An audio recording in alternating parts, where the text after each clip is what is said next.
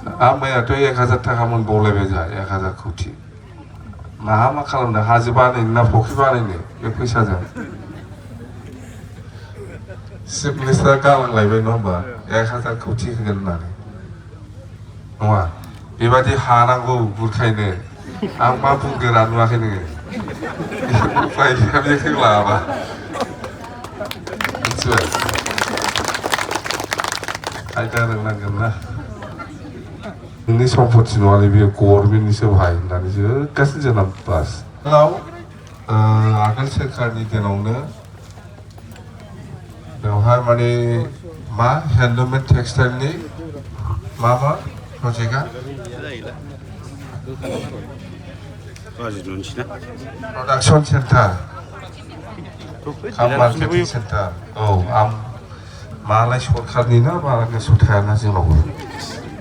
production marketing centre and handloom and textile production at Haltugaon बाजार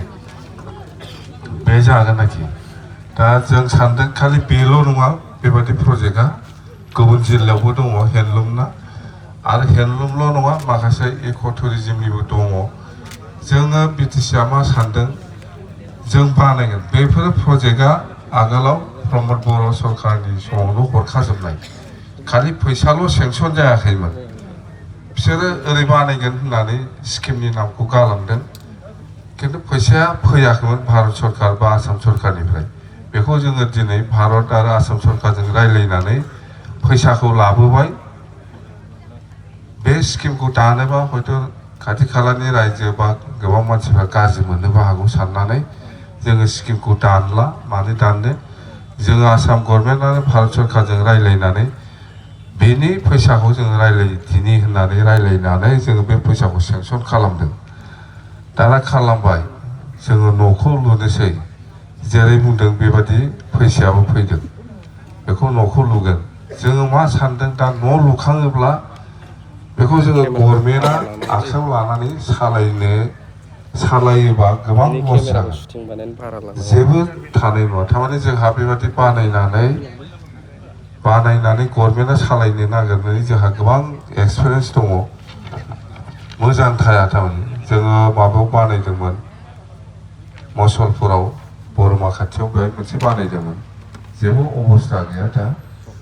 थारमाने बानायखांनायनि उनाव जोङो सोरबा प्राइभेटनो हगारनांगौ आरोखि अब्ला बिजनेसा थांनानै थागोन गभर्नमेन्टआ सालायनो होनोब्ला बेयो मोजां जानाय नङा ओंखायनो जोंनि साननाया बानायग्रोजोबसै बानायखांनानै सोरबा कम्पानियानो जा सोरबा NGOआनो जा बा सोरबा जेखि जाया आरोखि बा हयथ' बे ओनसोलनि बबेबा NGOफोर बा बबेबा कमिटिफ्रा दायथ' लानानै सालायनोबो हागौ बेखौ जों गभर्नमेन्टआ सालायबा एकदम सेस जागोन जेबो खामानि होआ नोंसोरो एग्जाम्पल बै बड'फा कालचारेल कमप्लेक्स बेखौ जोङो जेबादि उद्देश्य लानानै बानायदोंमोन बिनि मोजां माबायानो गैया दिनै माने जेरैबादि उद्देश्य लानानै जों बानायदोंमोन जों बाहायनोनो हायाखै लेथें फेथें दा ओंखायनो गोबां इन्सटिटिउसनफोर दङ बे इन्सटिटिउसनफोरखौ जों बानायगोन फैसाखौ जिहेतु जों भारत सरकार आरो आसाम सरकारजों रायलायनानै लाबोनो हाबाय बेफोरखौ जों बानायगोन बानायनानै खिन्थु जोङो प्राइभेट कम्पानि बा सोरबा NGO बा सोरबा माबा मोनसे कमिटिफोरनो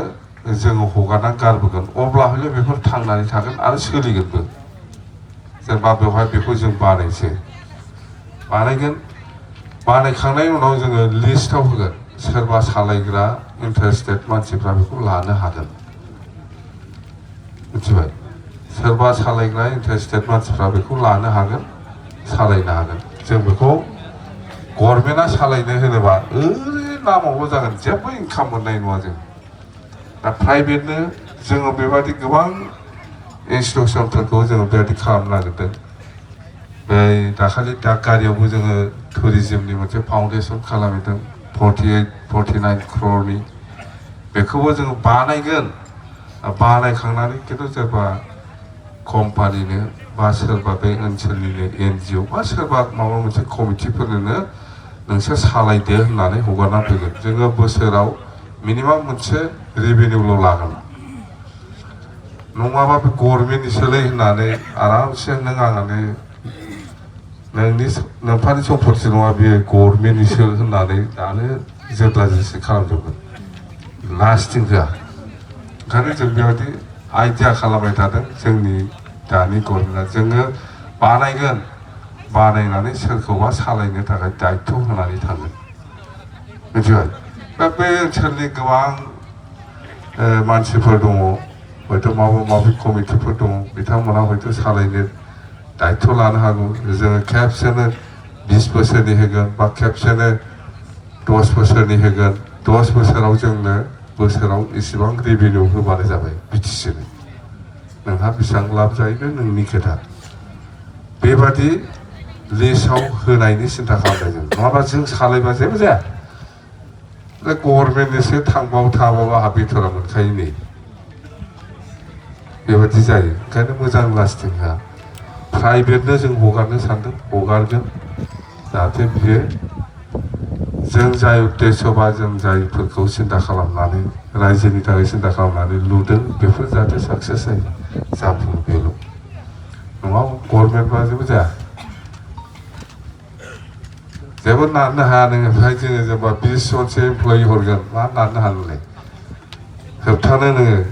नोंनि सम्पति नङालै बेयो गभर्नमेन्टनिसो बाहाय होननानै जोगासिनो जोंना बास थांदो आंहाबो साख्रियाव लाखा आंहालाय बेथन मोनबानो जायो नङा आंहालाय बेथन मोनबानो जायो नों जोयो ना सोबानानै थां आंहालाय बेथना मोनखागोन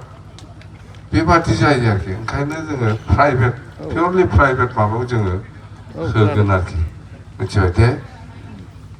अब्ला बयबो सुबिदायाथ' एखे बयबो मोनगोन खालि प्राइभेट व्यक्तिगत माबानो जोङो हगारना गालांगोन बोसोराव इसेबां रेभिनिउ जोंनो होनांगौ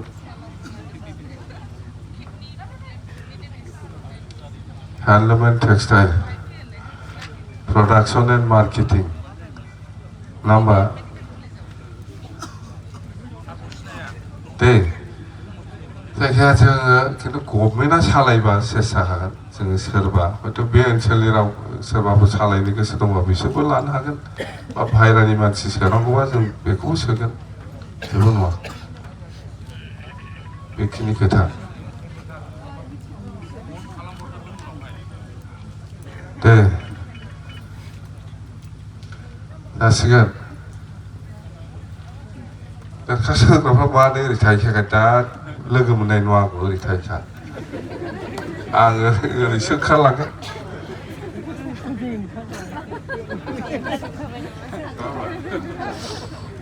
लोगो मोननायबो जाया नालाय सारखौ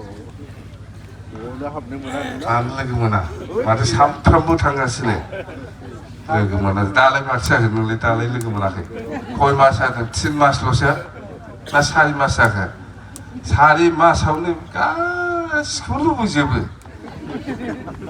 जा हायो मावगासिनो दंथ' बाब 4 मासावनो नोङो गासिखौबो लामाखौबो दलंखौबो स्कुलखौबो हस्पिटालखौबो गासिखौबो लुबैजोबो खेबसेयावनो दालाय मोनफा थाङाखै होनबा आं मैयाथ' 1000 थाखा मोनबावलायबाय जोंहा 1000 कौटि माहा मा खालामनो हाजो बानायनो ना फुख्रि बानायनो बे फैसाजों चिफ मिनिस्टार गालांलायबाय नङा होमबा 1000 कौटि होगोन होननानै नङा बेबादि हानांगौ बुरखायनो आं मा बुंगोरा नुवाखै नोङो उफाय गैया बे होलाङाबा मिथिबाय आयदा रोंनांगोन ना बेबादि आरोखि